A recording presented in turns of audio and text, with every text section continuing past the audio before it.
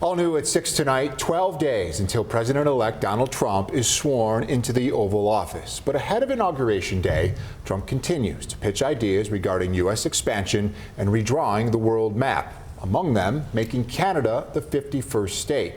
On Tuesday, Trump said he would not use military force to acquire Canada, but rather economic force. Economic force, because Canada and the United States, that would really be something. You get rid of that artificially drawn line, and you take a look at what that looks like, and it would also be much better for national security. Why are we supporting a country, $200 billion plus a year? Our military is at their disposal. All of these other things, they should be a state.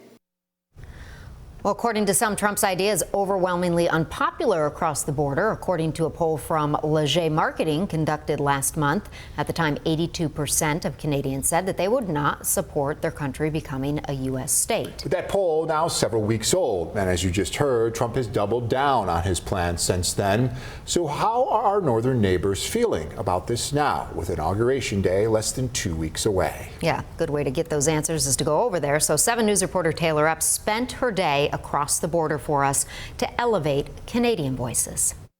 Well, Jeff and Leah, we're in such a unique spot here in Western New York. It took me a couple minutes on the Peace Bridge, and all of a sudden, I'm in another country here in Canada. So it made it very easy for me to gather the voices of our neighbors to the north to find out what they think about this idea. Mary McDonald, I'm from Fort Erie. Ridgeway, Ontario. Born and raised in Toronto. Susan Bowles, and I'm from Fort Erie. I'm Todd Ball from Fort Erie. Canada and the United States, that would really be something. What's your reaction to that?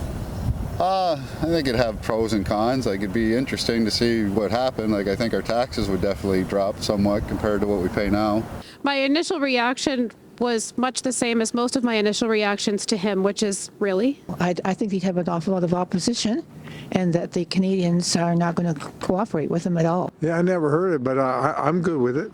You're good with it? Sure. What do you like about that? They got lots of money in the U.S.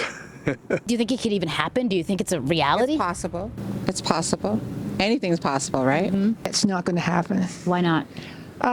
Because I don't think that he's serious. I really don't.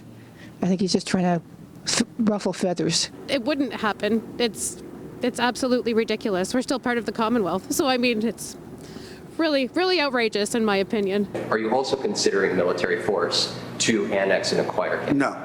Economic force. And we can do the same, the other way around. Canada and America, we're supposed to be neighbors and friends and that, but the tariffs that he wants to impose, it's not going to make it any better on us. So it's almost like if you can't beat them, join them kind of thing. You know what I mean? I don't think it would be good because there's too much nonsense going on in the States to come over to here to Canada and make it one. Sometimes we are one in a way. We're all the same. We have intermarriages. We have relatives in the States. We have relatives here. And I don't think anything will change. I hope not. Basically, as like a Canadian citizen and that, like, but I think with Trudeau being gone and Trump in power, like, I think it's going to help us in the long run, hopefully. I think we're good here in Canada. I think we're just fine on our own. Taylor Epps, 7 News, Fort Erie.